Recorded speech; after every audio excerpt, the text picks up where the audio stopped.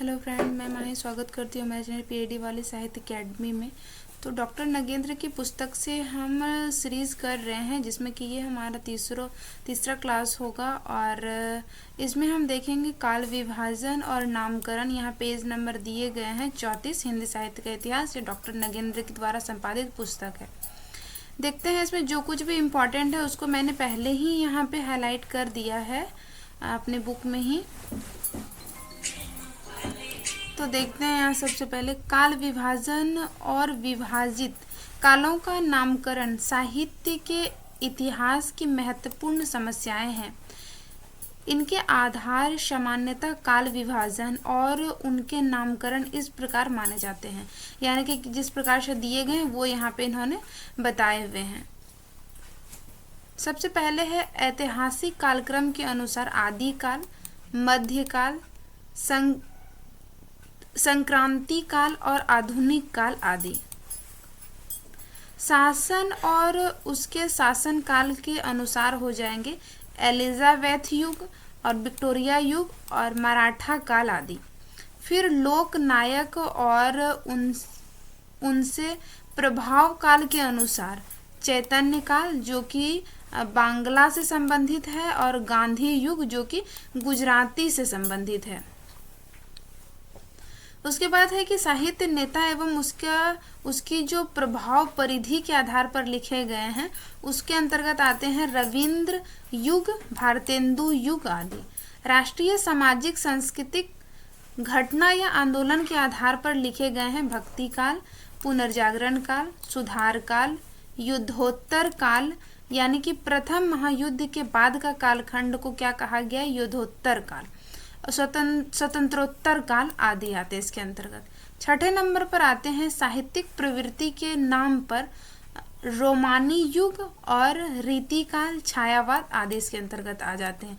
तो इन्होंने मतलब कि अलग अलग विद्वानों ने जो अलग अलग इतिहासकार ने अलग अलग टाइप से नाम दिए हैं, किस किस आधार पे इन्होंने यहाँ पे उन सबको एक ही साथ रखा हुआ है। ठीक है, यहाँ से हमारे क्वेश्चंस बन सकते हैं, ये बहुत इंपॉर्टेंट है। इसी में आ जाता है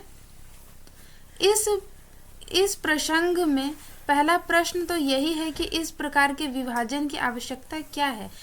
इसका उत्तर स्पष्ट है और वह यह कि वस्तु के समग्र रूप का दर्शन करने के लिए भी उसके अंगों का ही निरीक्षण करना पड़ता है। हमारी दृष्टि शरीर के विभिन्न अवयवों का अवलोकन करती हुई संपूर्ण व्यक्तित्व का दर्शन करती है। अवयवों की पृथक मानकर उनका निरीक्षण करना खंड दर्शन है, किंतु उनको व्यक्तित्व के अंग मानकर देखना समग्र दर्शन है। यानी कि उसे अलग अलग करके देखना वो खंड दर्शन हो जाएगा। देन उसके बाद उसको एक साथ अगर देख रहे हैं तो वो क्या हो जाएगा, समग्र दर्शन हो जाएगा। बहुत ही इजी लैंग्वेज में इन्होंने इसमें समझाया है और यही सहज विधि है, क्योंकि निरवयव रूप का दर्शन अपने आप में कठिन है। इसके अतिरिक्त जीवन या साहित्य को अखंड प्रवाह रूप मानने पर भी इस बात से तो इनकार नहीं किया जा सकता कि उसमें समय समय पर दिशा परिवर्तन और रूप परिवर्तन होता रहता है। दृष्टि की अपनी सीमाएं होती है, वह सभी कुछ एक साथ नहीं देख सकती। मतलब कि सृष्टि भी सब कुछ एक साथ नहीं देख सकती है, इसीलिए अंगों पर होती हुई भी अंगी का अवलोकन करती है। अतः यह बात बराबर ध्यान में रखते हुए कि साहित्य की अखंड परंपरा का निरूपण ही इतिहास का लक्ष्य है, समय समय पर उपस्थित दिशा परिवर्तनों और रूप परिवर्तनों के अनुसार विकास क्रम का अध्ययन करना न सिर्फ उचित है बल्कि जरूरी भी है। ठीक है, देखते हैं यहाँ भी से मुझे ज़्यादा कुछ इम्पोर्टेंट लगा नहीं है, इसीलिए मैं इसको सिर्फ पढ़ दे रही हूँ। जो इम्पोर्टेंट है मैंने उसमें मार्क कर दिया है। यहाँ दूसरा विचारणीय प्रश्न यह है कि काल विभाजन का सही आधार क्या हो सकता है। वर्ग विभाजन प्रायः समान प्राकृतिक और प्रवृत्ति के आधार पर किया जाता है। समान प्रकृति के अनेक पदार्थ मिलकर एक वर्ग बनते हैं और इस प्रकार सम प्रकृति के आधार पर अनेक वर्गों में विभक्त होकर अस्त व्यस्त समूह व्यवस्थित रूप धारण कर लेता है। जिस प्रकार प्रवाह के अंदर अनेक धाराएं होती है, उसी प्रकार साहित्य के भी अनेक प्रवृत्तियां होती है, और इन प्रवृत्तियों का आदि अंत या उतार चढ़ाव ही इतिहास काल विभाजन अर्थात विभिन्न युगों की सीमाओं का निर्धारण करता है। यह वर्ग विभाजन परिपूर्ण नहीं हो सकता। इसका रूप प्रायः स्थूल और अनुमानिक होता है। फिर भी समूह का पर्यवेक्षण करने में इससे बड़ी सहायता मिलती है। काल विभाजन का आधार भी समान प्रकृति की प्रवृत्ति ही होती है। जन जीवन की प्रवृत्तियों या रीति आदर्शों की समानता के आधार पर सामाजिक इतिहास का काल विभाजन होता है, और राजनीतिक परिस्थितियों की समानता राजनीतिक इतिहास के काल विभाजन का आधार बनती है। इसी प्रकार साहित्यिक प्रवृत्तियों और रीति आदर्शों या साम्य वैषम्य ही साहित्य के इतिहास के काल विभाजन का आधार हो सकता है। समान प्राकृतिक और प्रवृत्ति की रचनाओं का कालक्रम से वर्गीकृत अध्ययन कर साहित्य का इतिहासकार संपूर्ण साहित्य सृष्टि का समवेत अध्ययन करने का प्रयत्न करता है। इसी प्रकार नामकरण के पीछे भी कुछ न कुछ तर्क अवश्य रहता है अथवा रहना चाहिए। नाम की सार्थकता इसमें है, वह पदार्थ के गुण अथवा धर्म का मुख्यतः उद्योतन कर सके। तर्क से किसी भी कालखंड का नाम ऐसा होना चाहिए जो उसकी मूल साहित्यिक चेतना को प्रतिबिंबित कर सके। शासक के नाम पर कालखंड का नामकरण तभी मान्य हो सकता है या हुआ है जब उस शासक विशेष के व्यक्तित्व ने प्राकृतिक प्रत्यक्ष अथवा अप्रत्यक्ष रीति से साहित्य की गतिविधियों को प्रभावित किया। उदाहरण के लिए एलिजाबेथ और विक्टोरिया दोनों ने राजनीतिक एवं सामाजिक व्यक्तित्व एवं शासन तंत्र ने अपने युग जीवन को प्रभावित करते हुए साहित्य की गतिविधि पर भी गहरा प्रभाव डाला था। यही तर्क लोकनायक के विषय में, यहाँ से ये चीज इंपॉर्टेंट हो जाएगा, लोकनायक के विषय में चैतन्य या फिर गांधी का अपने युग के सांस्कृतिक सामाजिक जीवन पर गहरा प्रभाव था, जो साहित्य में व्यापक रूप से मूर्खित होता रहा। उधर साहित्यिक नेता भी युग विशेष की साहित्यिक चेतना का प्रतिनिधि होने पर ही इस गौरव का अधिकारी होता है।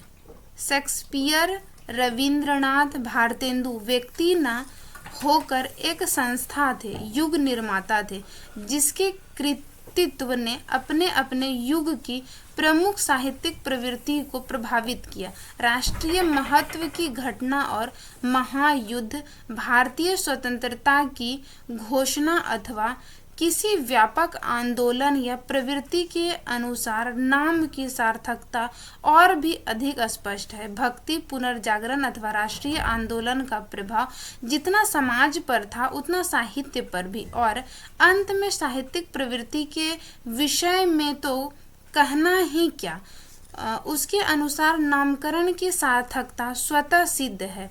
कहने का अभिप्राय यह है कि साहित्य के इतिहास में नामकरण का मूल आधार है। काल विशेष की साहित्यिक चेतना का प्रतिफलन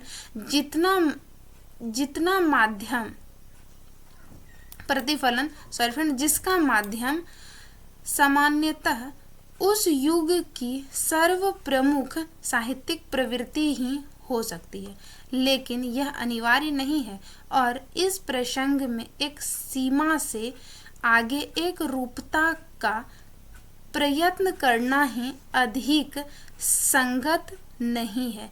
यह आवश्यक नहीं है कि प्रत्येक कालखंड में कोई एक प्रवृत्ति समग्र साहित्य चेतना का प्रतिनिधित्व कर सके। जहाँ ऐसा होता है वहाँ नामकरण का प्रश्न आसानी से हल हो जाता है। और रीति काल में या रोमानी युग में, छायावाद युग में, लेकिन ऐसा सदा नहीं होता। कभी कभी कोई राष्ट्रीय सांस्कृतिक प्रवृत्ति इतनी बलवती होती है कि वह समाज और साहित्य को एक साथ और समान रूप से प्रभावित करती है, जैसे भक्ति, पुनर्जागरण, सुधार आंदोलन। ऐसी स्थिति में नामकरण का आधार सांस्कृतिक प्रवृत्ति ही होगी, क्योंकि साहित्य चेतना की प्रेरणा वही है। साहित्य चेतना की प्रेरक वही है। इसके अतिरिक्त कभी कभी किसी लोक नायक या साहित्य नेता का व्यक्तित्व इतना प्रभावशाली होता है, वह संपूर्ण युग की चेतना को व्याप्त कर लेता है। चैतन्य महाप्रभु, गांधी, रविंद्रनाथ का व्यक्तित्व ऐसा ही था। अतः यह भी साहित्यिक प्रवृत्ति के अनुसार नामकरण उचित नहीं होगा। किसी किसी युग में ऐसा भी होता है कि किसी एक प्रवृत्ति को प्रमुख या प्रतिनिधि प्रवृत्ति मानना संभव नहीं होता। वह सायास किसी प्रवृत्ति को आधार मानकर नामकरण करना अनुचित होता है।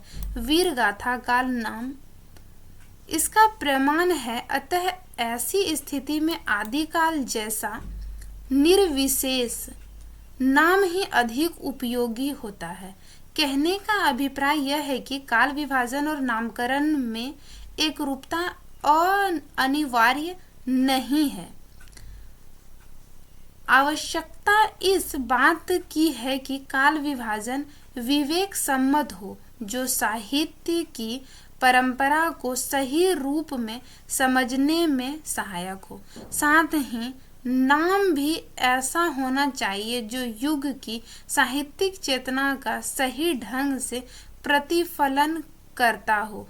यदि साहित्यिक नामकरण में भ्रांति उत्पन्न होती है तो अन्य उचित आधार ग्रहण करने में कोई आपत्ति नहीं होनी चाहिए। नाम के लिए रूप का बलिदान नहीं करना चाहिए। रेने वेलक ने अपने निबंध में इस मिश्रित पद्धति की आलोचना की। फिर भी प्रचलित नामों का यह मिश्रण आधार कुछ न कुछ परेशानी अवश्य पैदा करता है। सुधारवाद चर्च के इतिहास में आया है। मानवतावाद मुख्यतः प्राचीन मानविकी विधाओं के इतिहास से पुनर्जागरण काल के इतिहास से प्रजाधिपत्य और पुनः स्थापन का संबंध विशेष राजनीतिक घटनाओं के साथ है। 18वीं शती पुराना संख्यावाचक पद है, जिससे ऑमस्टन, नव्य शास्त्रवाद, पूर्व स्वच्छंदतावाद आदि साहित्यिक शब्दों का अर्थ बोध होने लगा है। पूर्व स्वच्छंदतावाद और स्वच्छंदतावाद मुख्यतः साहित्यिक शब्द है, जबकि विक्टोरिया युग, एडवर्ड युग, जॉर्ज युग नाम व पद राजाओं के शासन काल से ग्रहण किए गए हैं। ठीक है, अब यहाँ से देखते हैं, ये सारा कुछ नोट डाउन कर सकते हैं गाइज आप लोग। ठीक है, इसका अनिवार्य निष्कर्ष यह है कि नामावली राजनीतिक साहित्य और कला के शब्दों का गोरख धंधा मात्र है, जिसका औचित्य सिद्ध नहीं किया जा सकता। हमारे विचार से यह मंतव्य एक सीमा से आगे मान्य नहीं हो सकता।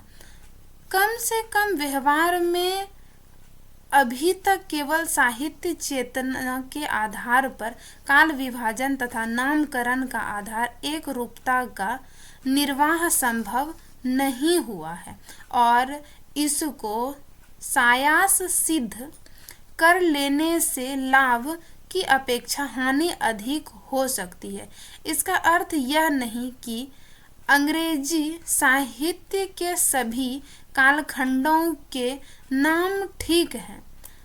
एडवर्ड जॉर्ज आदि राजाओं अथवा प्रजाधिपत्य पुनः स्थापन आदि राजनीतिक घटनाओं के नाम पर साहित्य के इतिहास का नामकरण तो एकदम असंगत है, क्योंकि ये नाम व पद किसी प्रकार की साहित्य चेतना की व्यंजना नहीं करते, किंतु विक्टोरियन शब्द व्यक्तिवाचक न रहकर एक विशेष जीवन दृष्टि और साहित्य चेतना का वाचक बन गया है और अब वह इतना अधिक अर्थगर्भित हो गया है कि उसके स्थान पर किसी दूसरे शब्द का प्रयोग करने से अनावश्यक भ्रांति ही हो सकती है।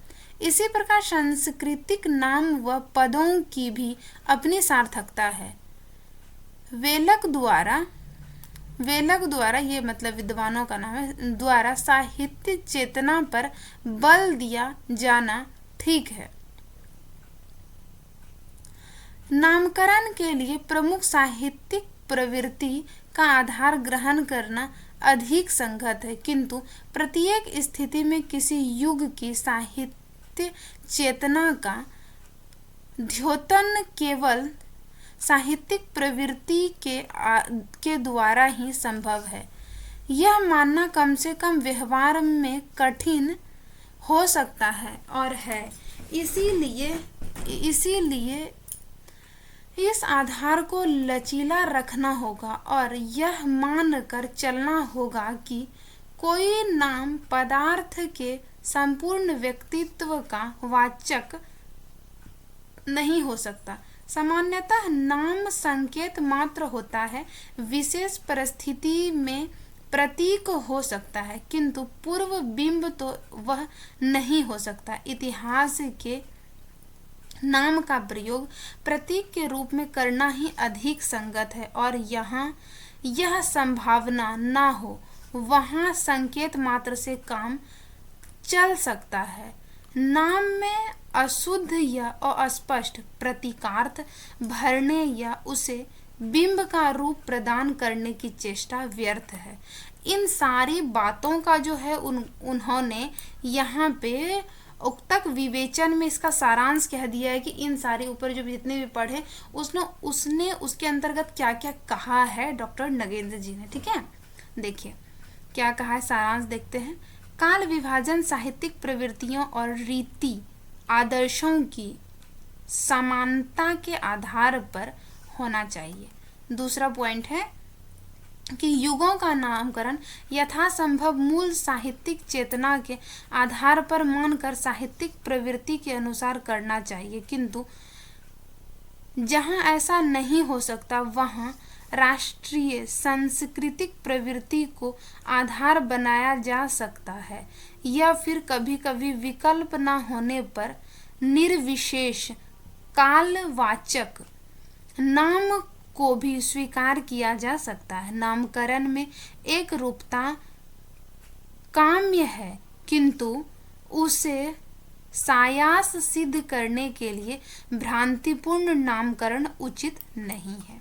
तीसरा कहते हैं कि युगों का सीमांकन मूल प्रवृत्तियों के आरंभ और अवसान के अनुसार होना चाहिए, जहां साहित्य के मूल स्वर अथवा उसकी मूल चेतना में परिवर्तन लक्षित हो और नए स्वर एवं चेतना का उदय हो, वहां युग मतलब जहां उदय हो रहा है वहां युग की पूर्व सीमा हो, तो उसे हम क्या कहेंगे, यानी कि जहां से शुरू हो रहे हैं चेतना के जहां से उदय हो रहा है वहां क्या होगी, पूर्व सीमा हो जाएगी। ठीक है, और जहां वह समाप्त हो उसे क्या कहेंगे, वहां उत्तर सीमा माननी चाहिए।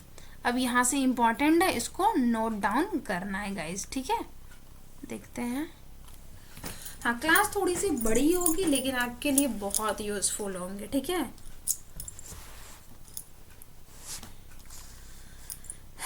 दिया है यहाँ पे, हिंदी साहित्य के इतिहास ग्रंथ का काल विभाजन के लिए प्रायः 4 पद्धति का अवलंब किया गया। पहली पद्धति के अनुसार संपूर्ण इतिहास का विभाजन 4 युगों अथवा कालखंडों में किया गया। आदिकाल, भक्तिकाल, रीतिकाल और आधुनिक काल। आचार्य शुक्ल द्वारा और उनके अनुसरण पर नगरी प्रचारणी सभा ने इतिहासों में इसी को ग्रहण किया। और पहले क्रम में ये आ गया नगरी प्रचारणी सभा द्वारा, शुक्ल के द्वारा। दूसरे में क्या आएगा, दूसरे क्रम के अनुसार केवल 3 युगों की कल्पना ही विवेक सम्मत है। पहला आदिकाल, मध्यकाल और आधुनिक काल, ठीक है। फिर देखते हैं आगे। भारतीय हिंदी परिषद जिस तरह ऊपर में आपने नगरी प्रचारणी देखा, उसी तरह यहाँ पे परिषद ने इतिहास में इसे ही स्वीकार किया, यानी कि 3 को स्वीकार किया और नगरी प्रचारणी ने 4 को स्वीकार किया था। डॉक्टर गणपति चंद गुप्त ने भी अपने वैज्ञानिक इतिहास में इसी का अनुमोदन किया, यानी कि ये 3 वाला का, ठीक है, आदि, मध्य और आधुनिक काल वाला को, ठीक है। इसके पीछे तर्क यह है कि मध्यकालीन साहित्य की चेतना प्रायः एक है। 19वीं सदी के मध्य में यह उसके आगे पीछे उसमें कोई ऐसा मौलिक परिवर्तन नहीं हुआ जिसके आधार पर युग परिवर्तन का मान्यता सिद्ध की जा सके। संत काव्य, प्रेमाख्यानक काव्य, राम काव्य, कृष्ण काव्य, वीर काव्य, नीति काव्य और रीति काव्य आदि धाराएं पूरे मध्यकाल में 5 शताब्दियों तक अखंड रूप से प्रभावित होती रही।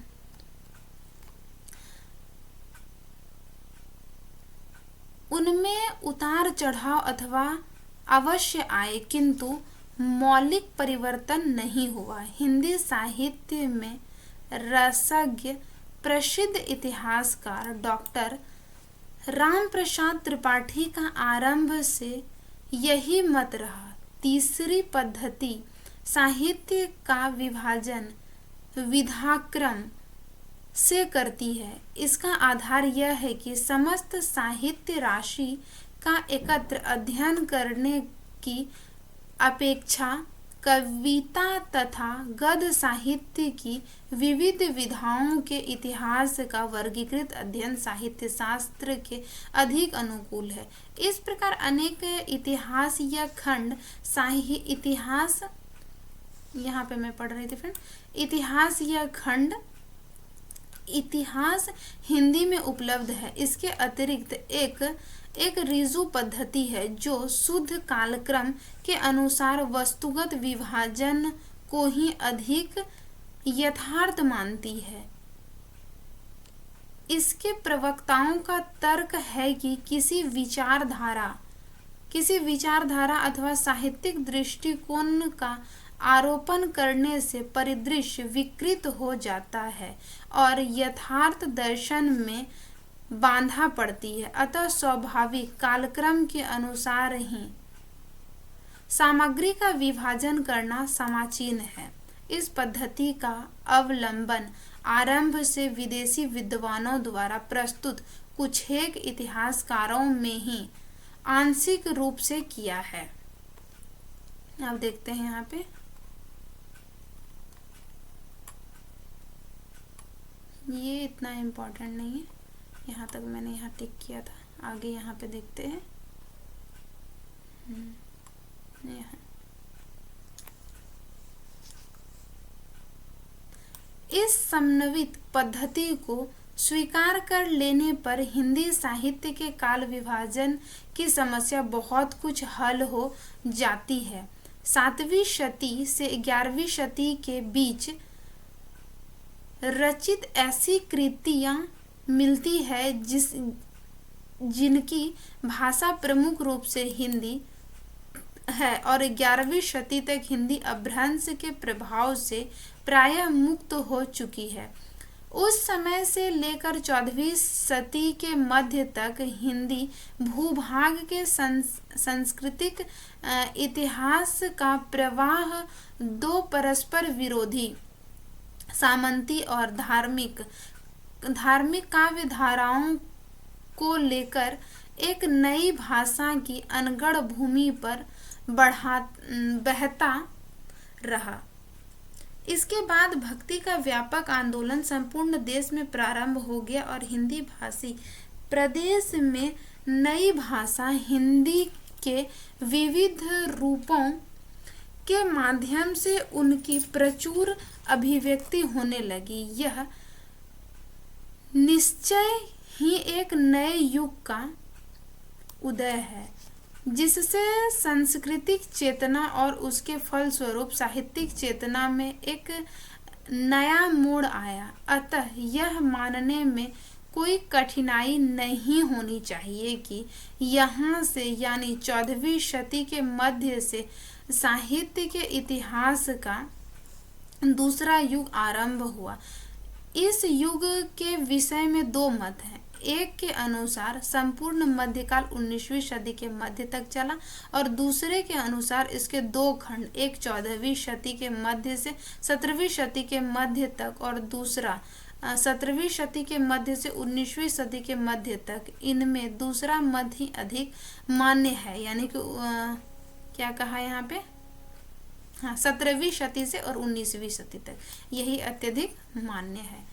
यह ठीक है कि संत काव्य, प्रेमाख्यानक, राम काव्य, कृष्ण काव्य, नीति काव्य, वीर काव्य की धाराएं पूरे मध्य युग में प्रवाहित रही और रीति काव्य की रचना पूर्वार्ध में ही हो रही थी।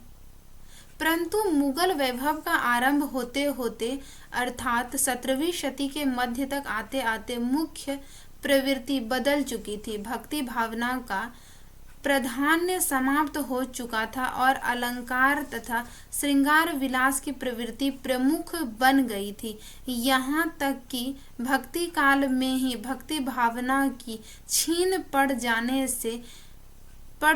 से विलास अथवा अलंकार रीति का समावेश हो गया था और इससे काव्य की चेतना अथवा काव्य के रूप दोनों में स्पष्ट अंतर आ गया। अतः शुक्ल जी अथवा उसके पूर्ववर्ती इतिहासकारों ने मध्य युग को दो कालखंडों में बांट दिया और यही ठीक है। इसके बाद 19वीं शती के मध्य में भारत के इतिहास में एक बहुत बड़ी घटना घटी और वह थी 1857 की क्रांति। राष्ट्रीय चेतना और राजनीतिक जागरण का यह आंदोलन वास्तव में मध्य युग की समाप्ति और आधुनिक युग के आरंभ का पहला उद्घोष था।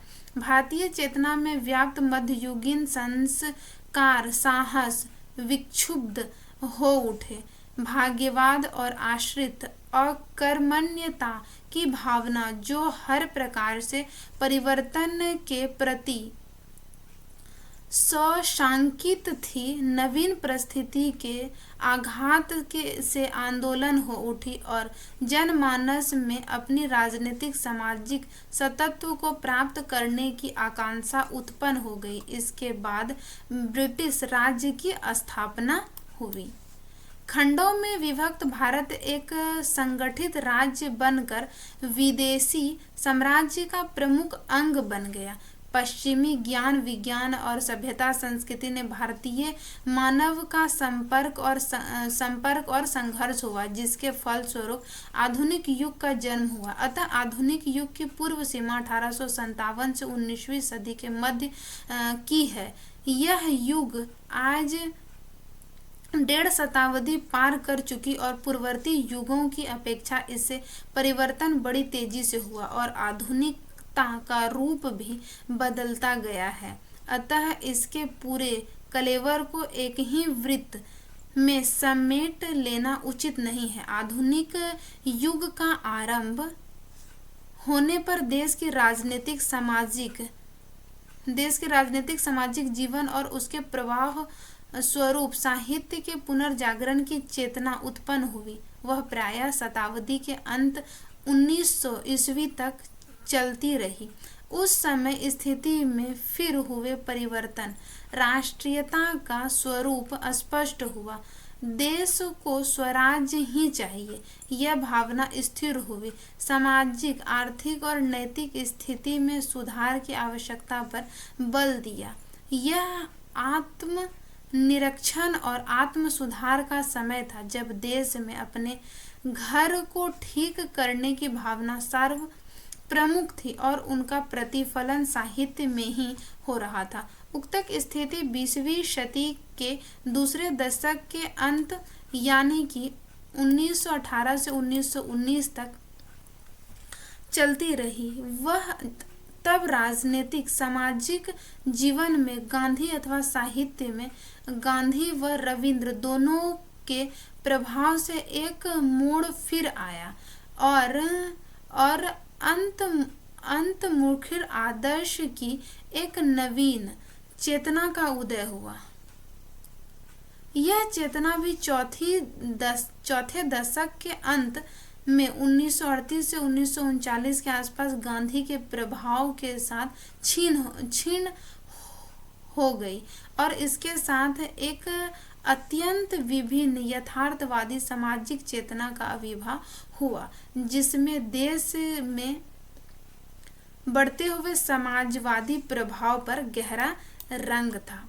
तो यहाँ पे उन्होंने कैसे कैसे प्रवृत्ति के आधार पर क्या क्या नाम लिखे गए उसको बताया। ठीक है, अब देखते हैं थोड़ा सा और आगे इम्पोर्टेंट। हाँ, ये वाला स्लाइड पूरा इम्पोर्टेंट है, शायद यहाँ पे 2 पेजेस, हाँ 2 पेजेस हैं, ये बहुत इम्पोर्टेंट है। ठीक है, यहाँ पे क्या क्या नाम दिया है वही सब के बारे में दिया है। नामकरण की क्या क्या समस्याएं हैं ये। इस संदर्भ के अंतिम प्रश्न है युगों का नामकरण। आचार्य शुक्ल यानी कि रामचंद्र शुक्ल की बात करें, नहीं, हिंदी साहित्य के इतिहास को 4 कालों में विभक्त कर उनका नामकरण क्रमशः इस प्रकार रखा था: वीरगाथा काल, भक्ति काल, रीतिकाल, आधुनिक काल। उन्होंने जॉर्ज ग्रेसन और मिश्र बंधु के कुछ संकेत अवश्य ग्रहण किए, किंतु काल विभाजन और नामकरण की अंतिम तर्क पुष्ट व्याख्या उनकी अपनी है, मतलब व्याख्या अपनी की है। बाकी उन्होंने ग्रियर्सन और मिश्र बंधु से भी लिया है। इनमें से भक्ति काल और आधुनिक काल को तो यथावत स्वीकार कर लिया गया, परंतु वीरगाथा काल, रीति काल के विषय में विवाद रहा है। वीरगाथा काल नाम के विरुद्ध अनेक आपत्तियां की गई, जिसमें प्रमुख यह है कि जिन वीर गाथाओं के आधार पर शुक्ल जी ने यह नामकरण किया, उनमें से कुछ तो अपर्याप्त है और कुछ प्रवर्ती काल की रचना है। इसके अतिरिक्त जो साहित्य इस कलावधि में लिखा गया, उनमें सामंती और धार्मिक तत्वों की प्रधानता होने पर भी कथ्य और माध्यम के रूपों में ऐसी विविधता और अव्यवस्था है कि किसी की प्रवृत्ति के आधार पर उनका सही नामकरण नहीं किया जा सकता। इन्होंने भी वही बात कही जो सब कोई कहते हैं उनके नाम को लेकर शुक्ल जी के, क्योंकि वीरगाथा उन्होंने कैसे कह दिया था। ऐसी स्थिति में आदिकाल जैसा निर्विशेष नाम जो भाषा और साहित्य की आरंभिक अवस्था मात्र का उद्योत करता है, विद्वानों को अधिक मान्य है और मैं समझता हूँ कि इसका कोई विकल्प नहीं है। रीति काल के विषय में मतभेद की परिधि सीमित है। वहाँ विवाद का विषय इतना है कि इस युग के साहित्य के रीति तत्व प्रमुख है या श्रृंगार तत्व, यानी कि पहले तो आदिकाल की बात की, अब रीति काल की बात कर रहे हैं। प्राचुर्य दोनों का ही है, पर इन दोनों में अधिक महत्व किसका है? हमारा विचार है कि जिस युग में रीति तत्व का समावेश केवल श्रृंगार में ही नहीं भक्ति काव्य और वीर काव्य में ही हो गया था, अथवा यह कहें कि जीवन का स्वरूप ही बहुत कुछ रीतिबद्ध हो गया था, उसका नाम रीति काल ही अधिक समाज। ये भी रीति काल को ही मानते हैं। फिर है श्रृंगार काल में अति व्याप्ति है, क्योंकि श्रृंगार का प्राधान्य तो प्रायः सभी युगों में रहा। वह काव्य का एक प्रकार और सार्वभौम तत्व है, अतः उसके आधार पर नामकरण अधिक संगत नहीं होगा। इस युग का श्रृंगार रीतिबद्ध था, अतः रीति ही यहाँ प्रमुख, यानी कि ये भी रीति काल को रीति ही प्रमुख मानते हैं। अगर हम बात करेंगे इसी में आगे, क्लास काफ़ी बड़ी हो रही है बट थोड़ी सी है, इसको मैं कंप्लीट कर देती हूँ। यहाँ से काफ़ी हमारे क्वेश्चंस बनेंगे और यहाँ से बनते हैं, इम्पॉर्टेंट है ये सारा। आधुनिक काल को शुक्ल जी ने 3 चरणों में विभक्त किया। प्रथम, द्वितीय और तृतीय उत्थान कहा। प्रथम द्वितीय उत्थान के विषय में उन्होंने यह संकेत भी कर दिया कि क्रमशः भारतेंदु द्विवेदी मतलब भारतेंदु काल और द्विवेदी काल कहा जा सकता है। तीसरे उत्थान के बारे में उनका कहना है कि उन्होंने कोई नाम नहीं दिया। पहला कालखंड जीवन और साहित्य के पुनर्जागरण का युग था, जब अतीत और गौरव भावना के परिप्रेक्ष्य में नव जागरण की चेतना विकसित हो रही थी, अतः उसे पुनर्जागरण काल का नाम दिया जा सकता है। और चूंकि भारतेंदु के व्यक्तित्व और कृतित्व में जिन्होंने अपने जीवन काल में इस प्रकार का नेतृत्व किया जिसका प्रभाव मरणोपरांत भी बना रहा, यह चेतना साम्यक प्रतिफलित हो रही थी, इसीलिए इसका नामकरण उनके नाम पर भी करने में कोई आपत्ति नहीं हो सकती। यानी कि ये भी शुक्ल जी की इन चीज़ों को मान रहे हैं, इसीलिए बोल रहे हैं कोई आपत्ति नहीं हो सकती। प्रायः इसी पद्धति और युक्ति में द्वितीय उत्थान के नामकरण भी किए जा सकते हैं, यानी कि महावीर प्रसाद द्विवेदी के आधार पर, जैसे भारतेंदु के आधार पर कहा वैसे ही इन्होंने यहाँ पे कहा। उसे यह औचित्य पूर्वक जागरण सुधार काल या द्विवेदी युग कह सकते हैं। ठीक है।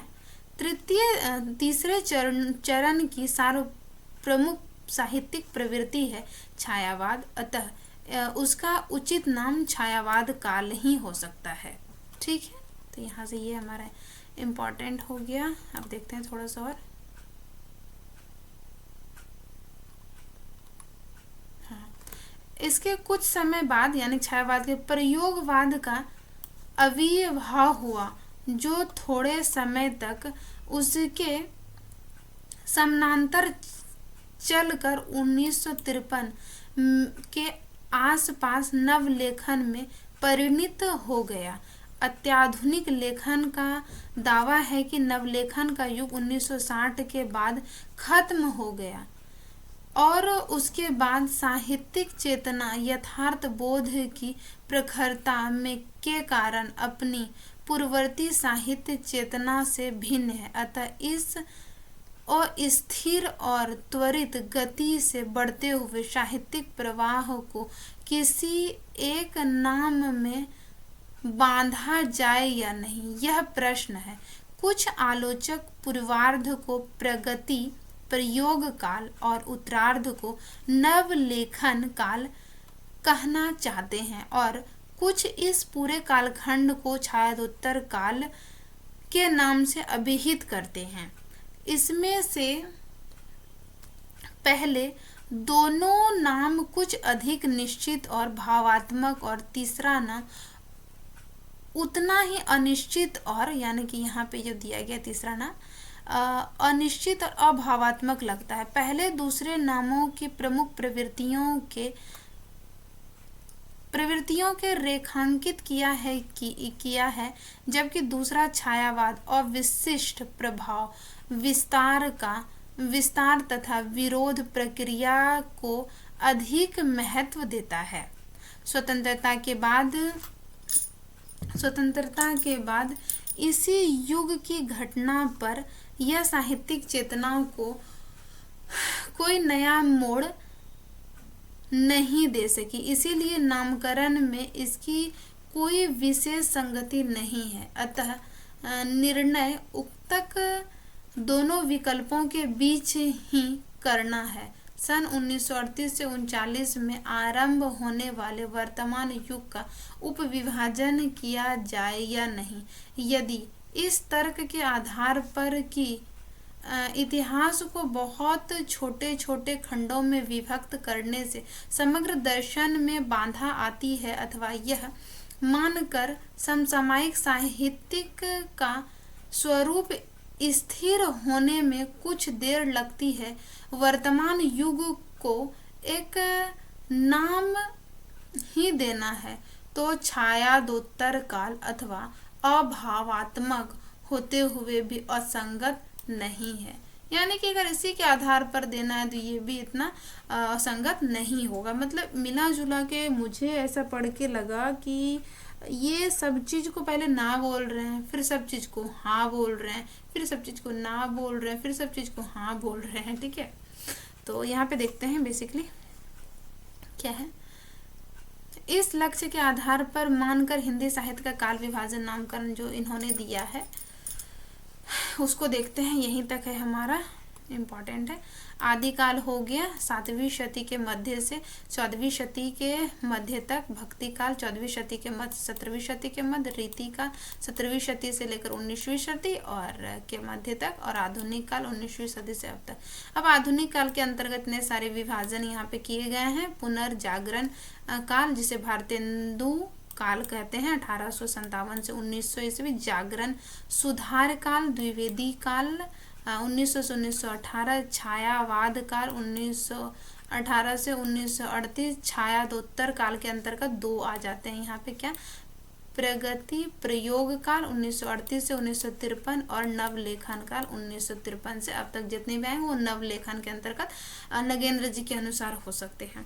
तो ये हमारी तीसरी क्लास थी, थोड़ी सी बड़ी क्लास भले ही है लेकिन आपके एग्जाम के लिए यूजफुल है। यहाँ से जो भी मैंने यहाँ पे ये हाईलाइटेड किया है आप एक नोट्स बना सकते हैं गाइज, उसमें आप लिख सकते हैं इनके पुस्तक ये और टॉपिक लिख सकते हैं और की पॉइंट करके वहाँ पे जो आपको समझ में आए, जिस टाइप से उन्होंने इस नाम को इस तरह दिया है वहाँ पे वीडियो पॉज करके आप लिख सकते हैं। अगर आप 1 घंटे इस क्लास को देते हैं, लिखने में देते हैं, तो आपके एग्ज़ाम के लिए बहुत यूज़फुल रहेगा। मैंने भी अपना नेट एग्ज़ाम क्वालिफाई किया और मैंने पहले बार दिया था तो मेरा 1 नंबर से नहीं हुआ था, तो फिर मैंने अपनी गलतियों को देखा, क्योंकि टेक्स्ट को नहीं पढ़ना वो दिक्कत होता है, इधर उधर से पढ़ने से, देखने से हमारी समझ भी विकसित होती है, कैपेसिटी भी बढ़ती है और हमारे एग्जाम्स में वहीं से क्वेश्चंस आते हैं। अगर आप किसी भी हिंदी एग्जाम की तैयारी कर रहे हैं तो आप मेरे साथ जुड़ सकते हैं गाइज। मेरी ये वीडियो आपके एग्ज़ाम के लिए बहुत यूजफुल रहेंगे और